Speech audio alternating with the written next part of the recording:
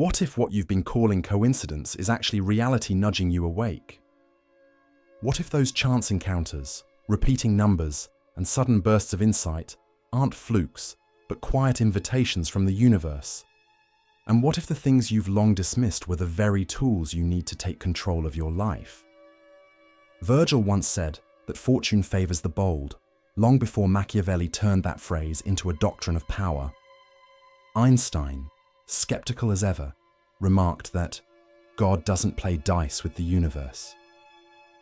Carl Jung, exploring the depths of the human mind, spoke of synchronicities, meaningful alignments that seem to mirror some hidden reality speaking to our inner selves.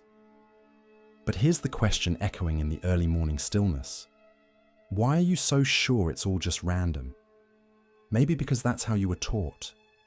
Taught to see the world as a series of mechanical causes, of disconnected events and isolated facts. You were handed data, statistics, cold logic, told that intuition was foolish, that trusting your inner voice meant you were weak, or worse, unstable. But what if that so-called madness is actually what links us to something deeper and more real? It often feels like it's being directed by forces we can't see. You've felt it. Moments that are too perfect to be random. Something unfolds in a way so precise, so oddly aligned, that your logical mind just stops. A friend calls at the exact moment you were thinking about them. You stumble upon a page in a book that answers a question you hadn't even asked aloud. A song plays that somehow speaks exactly to your moment of need. This isn't just chance, it's the universe speaking. But are you listening? This isn't just a video, it's an invitation, a call to stop ignoring the seemingly random and start seeing the invisible pattern behind it. Let's walk through the insights of Machiavelli, Jung, Einstein, and others who weren't afraid to look beyond the obvious. Let's pull back the curtain on what we call chance and find the structure within the chaos. A structure so intricate, it eludes the average mind. Just know, this won't be a cozy journey. It will pull you out of autopilot. It will ask you to open your eyes, to trust what you feel but can't prove. And most importantly, it will demand action. Because as Machiavelli put it, fortune isn't random. It sides with those ready to take charge. So, are you ready? Take a breath.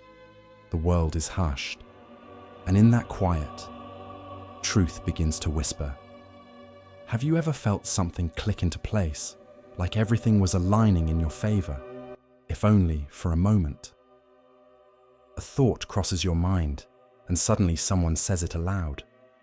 A number keeps following you everywhere. Someone shows up just as you were thinking about them. You could chalk it up to coincidence, but something inside you hesitates, because a deeper part of you knows it's not random. It's in that space between logic and instinct where the real journey starts. For generations, we've used the idea of chance to explain what we couldn't. Anything that didn't fit into logic got shoved into that coincidence drawer. But what if that drawer is stuffed with truths we've been too afraid to face? What if chance isn't an accident, but a coded language we haven't learned to read? Carl Jung didn't treat this lightly.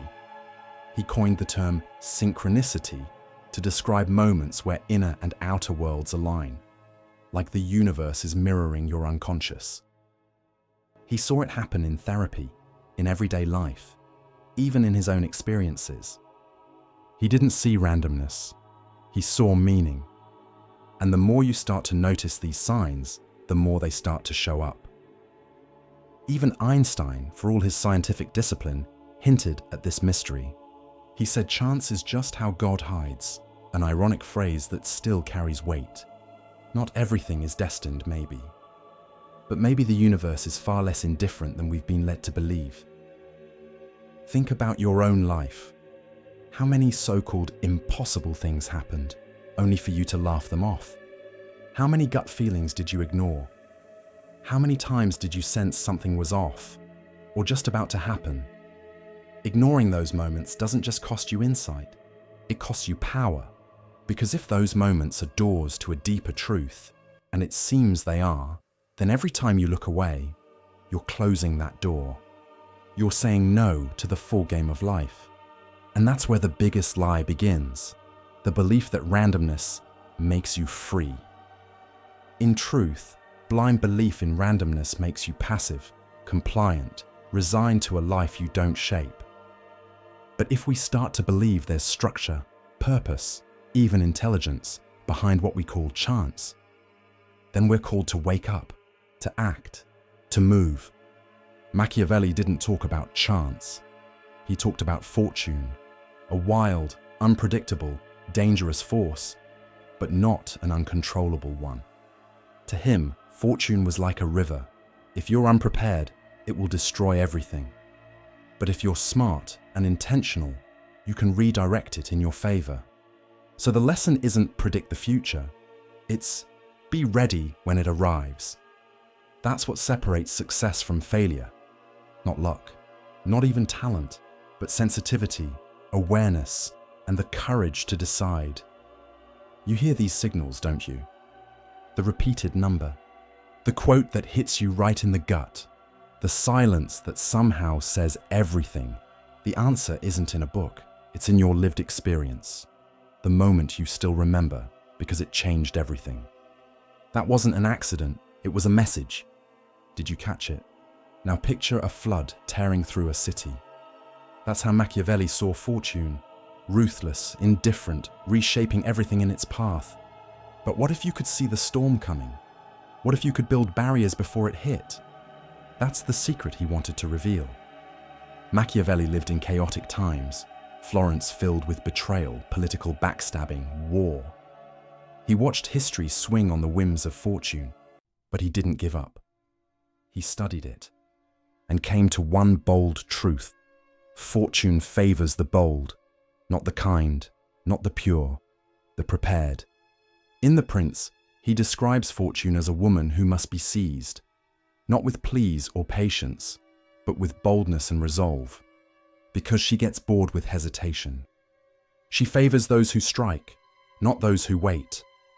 Think of all the now or never moments in your life, when the door opened just a crack, and then, gone. When an opportunity blinked and vanished, Machiavelli would say, that was your test. And if you paused, fortune moved on. But his real genius was in the idea of virtù, not virtue in the moral sense, but as strategic power. Virtù means turning setbacks into strengths, seeing opportunity in what others see as disaster, acting with clarity and purpose when everything around you falls apart. His favorite example, Cesare Borgia. Borgia didn't hope for good luck, he made his own. He was ruthless, yes, but sharp, adaptable. When things fell apart, he was already 10 steps ahead. To Machiavelli, that's what mattered, not being perfect, but being prepared. Seeing the world as a battlefield may sound cold, but it's also freeing. Because if fortune can be shaped, then we're not pawns, we're players. And if randomness is just a name for what we don't yet understand, then learning to recognize the signs is how we reclaim our power. But remember, nothing is guaranteed. Fortune still has moods. Even the best strategist can fall.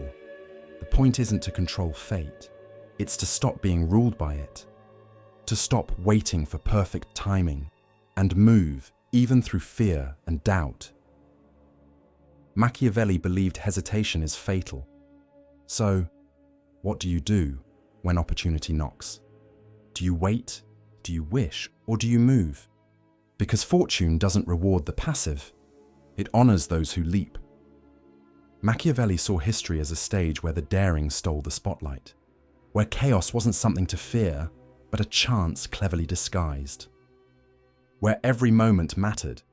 To him, the world was a battlefield, and only those who understood fortune's hidden rules could survive. You're standing on that battlefield right now. Time is ticking. Fortune is watching. Have you noticed how some moments feel charged with meaning? As if something unseen is tugging at the threads of reality. Maybe it's a song that plays when your heart needs it most. A line in a book that feels written just for you. or a number that shows up again and again, 1111, 22, 77, when your soul is asking questions. Most people miss it. They're asleep, distracted by routine, numbed by learned skepticism. But some begin to see the pattern, and once you see it, you can't unsee it. Jung called this synchronicity. To him, these weren't coincidences, they were clues, bridges between your inner world and outer life. The unconscious leaving footprints in the physical world. He saw it happen with his patients, with friends, in his own life. It was undeniable. And he wasn't alone. Tesla spoke of his ideas arriving like visions, sent from a mysterious intelligence. Einstein believed that beneath the surface, reality obeys a deeper, hidden order. The ancient Taoists talked about Wu Wei, acting without resistance, flowing with the universe's current. The Stoics saw every event, even misfortune, as a training ground for virtue. All of them, in their own ways, pointed to the same truth. Life isn't random. It's intelligent, alive, interconnected. So how do you spot the signals? How do you know what's real and what's just imagination? It starts with quiet. Only when the noise fades can the whispers be heard. You need stillness. You need to slow down, breathe, and observe. Not react, observe. In that space, things start to emerge. A line overheard in passing. A message that arrives at just the right moment. An unexpected meeting that seems impossibly timed. These aren't just coincidences. They're reflections of what you're seeking. Even neuroscience has a say here. Your brain's reticular activating system filters the world based on your beliefs and focus. That's why when you buy a new car, you suddenly see it everywhere. The world didn't change, you did.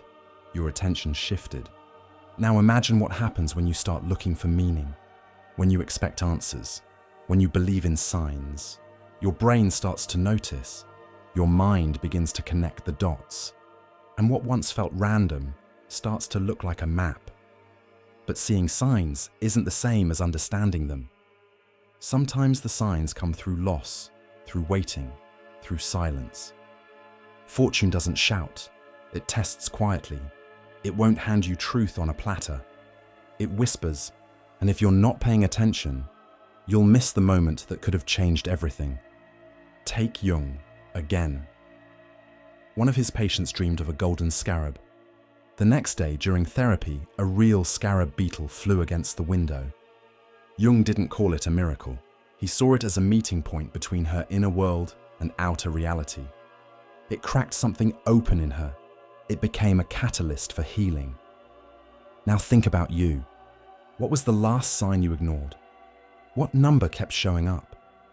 What quote did you pretend not to hear? What thought crossed your mind that you brushed off?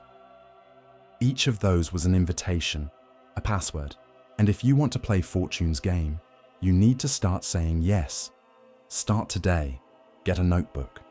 Call it your fortune log.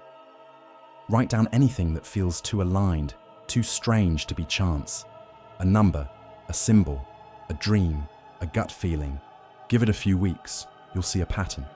Not a coincidence, a language. Fortune's voice. And the more you listen, the louder it gets. Now that you know signs exist, now that you know they're real, you only have one question left. What are you going to do with that knowledge? Because noticing isn't the end, it's just the beginning. Transformation only happens when you act. When you stop watching and start playing. When you stop waiting for miracles and start making them. Machiavelli understood this. He knew seeing the moment wasn't enough. You had to grab it, use it, turn each signal into strategy. And if the world was unstable, unpredictable, even better, that's when the bold stand out.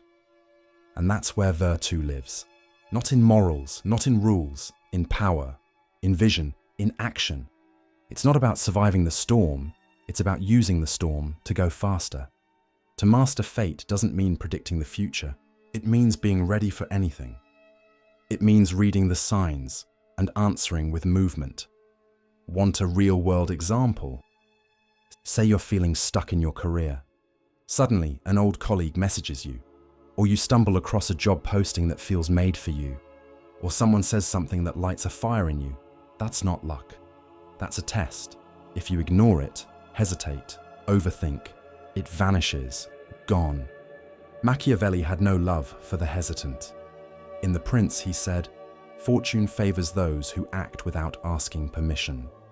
Today, modern science backs him up. Neuroscience shows us that action changes how we see the world. It reprograms your brain, shifts your energy. Even imperfect movement sends a clear message to the universe: I'm ready. And the universe responds. So here's your challenge. For the next 14 days, live like a disciple of fortune. Wake up each day looking for signals. A number, a phrase, a chance encounter. When it appears, pause. Ask, what is life showing me here? Then act. Make the call. Write the idea down. Say yes. Each night reflect. How did I turn that signal into progress? What did I learn? What's next? Yes. It'll feel crazy at first. You'll doubt yourself. You'll crave the safety of randomness, where nothing means anything. But if you stick with it, you'll begin to see, to understand, and more than that, you'll begin to build. Because destiny isn't a story written for you. It's a structure, shaped by choices too small for most to notice. Steve Jobs didn't believe in luck. When he met someone brilliant, he hired them. When he spotted an idea with potential, he built it. He didn't wait for proof. He moved. That's virtue. And you? Are you going to wait for fortune to get bored and walk away? Or are you finally going to open the door? Remember, signs are not guarantees. They're openings. They're weapons the universe hands you. To ignore them is to walk into battle unarmed. But to recognize them and use them is to turn chance into power. When you do, life starts to bend to your will. Fortune doesn't reward watchers. It crowns the bold. So close your eyes. Breathe. And say it softly, like a vow. Today, I don't wait. Today, I move. You made it to the end, and that alone is a sign.